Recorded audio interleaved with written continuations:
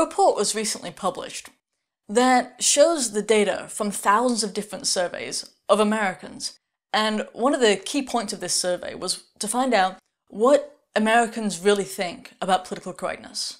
It turns out that most of us think it's a bad thing. What's interesting about it, though, is that, you get this narrative in media and so on, and in education, that, political correctness is something that is enforced by whites for the benefit of non-whites, right? But, in fact, when you look at it, political correctness is not liked by non-whites. By a variety of different minority groups, political correctness isn't liked at all. 82% of Asians think that political correctness is a bad thing. 87% of Hispanics, it's like 88% of American Indians. Like 79% of whites think it's a bad thing. So, it's actually hated more by these different minority groups. The group that you could say likes it the most is Black Americans, but even amongst Black Americans, they still dislike it. Still 75% of them dislike it, so, not a small number, right? It's important because we're told that if you don't like political correctness, this is the impression that you get if you watch TV, if you don't like political correctness, you're a racist, you're bad, and you're alone. Nobody else feels as you do. And that's not true at all. In fact, just about everybody feels as you do. The vast majority of people think political correctness has gone too far or was bad to begin with, just undermines American society and our ability to have reasonable discourse. So, you're not alone, alright? But if you are politically correct, can you imagine how isolating that would be? Think about it, okay? Because if you're politically correct, really politically correct, you're probably surrounded by friends who are also. And political correctness is an ever-moving target. It's not like you just say certain words today and everything's fine for the rest of your life if you just use that lingo. That's not the case at all. What was it, from coloured people to African American, Black, now to people of colour, like we've gone full circle. And that's just the words for Black Americans, right? So it's constantly changing. And what you say today will probably not be okay 5 or 10 years from now if you're surrounded by politically correct friends.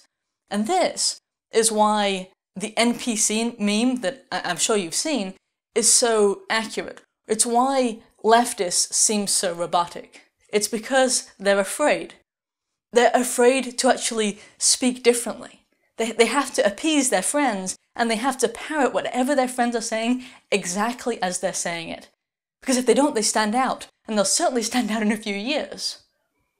That's one of the main reasons that, it's so accurate and why it's so bothersome to them. There's also the fact, though, that it points out how conformist they are. And young people especially, they don't want to be conformant, they want to be rebellious. But it's not rebellious to, stand up and say, I hate Trump. They just think it is, but it's not. And that's what the NPC meme actually points out to them in, a really kind of obvious way. But it turns out that the biggest indicators of whether or not you like political correctness aren't race or anything like that, but rather are schooling and wealth. I say schooling instead of education because that's not really education, right? It's just indoctrination at this point. So the longer you've been in one of those indoctrination factories, the more likely you are to come out and say political correctness is wonderful.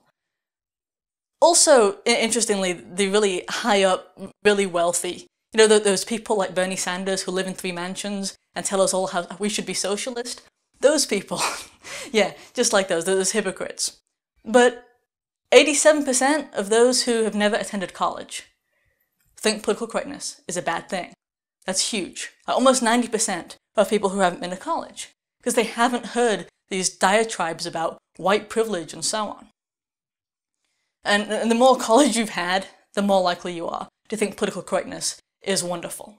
But we've reached a point in American society where every non-majority group has privileges. There's no fight anymore, right? There's nothing to fight for. So these libtards are looking for victims. They're looking for victims that they can use to divide us.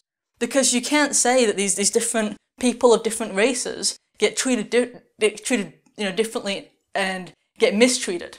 right? That just isn't the case. So they're constantly looking for victims like the trans thing and so forth to dig them up and use as a divisive strategy like the whole, cultural Marxism. But people have allowed the state to raise their kids.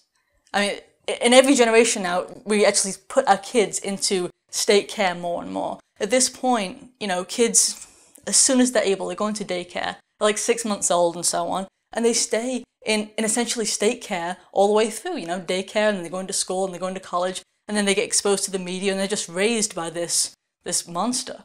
And then they turn out. But who are these white people who say that we should lie and we should use these different phrases? Who are these people, right? Who are they actually helping? Because they're not helping the minority, because the minorities don't even like political correctness. You see, what I'm trying to get at here is that these are the real racists. These are people who think that minority groups can't speak for themselves. They think black people are incapable of saying, hey, this is how we want to be treated, this is what you should call us.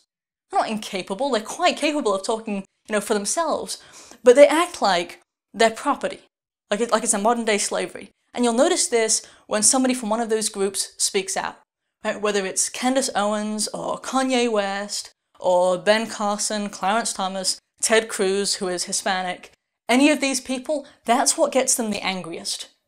Like when the little slaves decide to speak out and think for themselves. That's when they start fighting. And I'll tell you, to the Democratic leadership, like every one of these people is a token, right? Every black person is a token black person. And that's exactly how they see it. And they've been seeing it that way for a long time, like since the Civil War. Remember, the Democrats were the party of the South during the Civil War. And back then they were more flagrant about their racism, but it's still the same thing. It's still, just like in the Civil War, it's thought of as like slavery, anti-slavery, North versus South. It was a Democrat versus Republican thing. And now they're still trying to hold on to their slaves. And back in the 60s, it was admitted in several big Democrat documents that welfare was being created to ruin the black family, to destroy the black family, and to ensure the black vote. Right? The two went together. Honestly, you really ought to read these documents. We actually published an article all about this on our website, healthwise.org, and I'll provide the information for you. But read about that, because these people are evil. Seriously. The welfare system, to most conservatives, is supposed to be a system of compassion.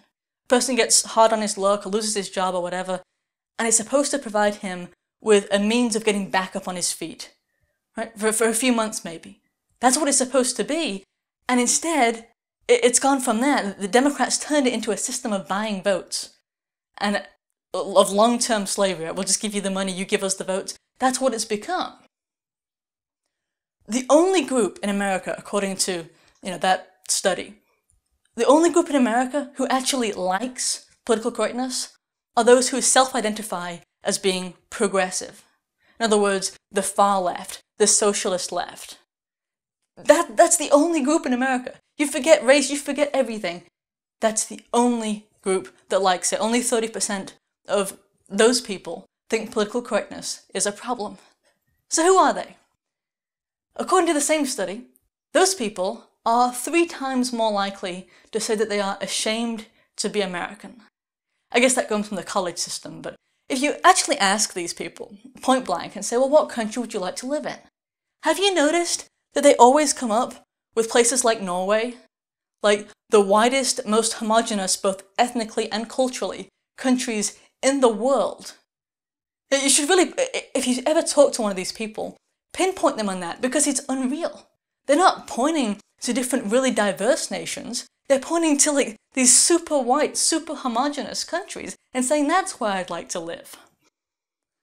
And apparently they're also 20% more likely to feel proud of their political ideology. In other words, they're really confident, really passionate about the fact that they're right. 20% more likely than the average American, that is, I should clarify. 11% more likely to be white. As I was saying, these are white people, predominantly white, fairly wealthy people who are telling other people how they should behave, including telling non-white people how they should behave for the benefit, supposedly, of non-white people. Yeah, they're twice as likely to have completed college, but also significantly more likely to have gone through a lot of college. Of course, they're also the most entitled people, right? Because that's what we're looking at. With these people who are super rich, the Bernie Sanders, that's really what they are on kind of a lesser scale. Sure, he has 3 mansions, but we're not talking about regular, poor, or even middle class. You're actually talking about more wealthy than that. And I think it's important because this is not what we think it is. Like, we're constantly told political correctness, it's there to help this certain class, and if you don't do it, you're bullying this poor person who has less than you do. That's not it at all. Alright, so that's all I had to say for now. I hope you enjoyed this. If you did, please like it and subscribe here on YouTube, and subscribe elsewhere too. I've got another link in the description that will provide you with better ways to be notified reliably. There's also another link that will provide you with ways to support me. Thank you to those who already have. Alright, take care. Check out our official products at our home site, healthwise.org. We have been helping people to live better and healthier lives for a decade. Our products tend to be more effective than other products as they work with nature instead of against it.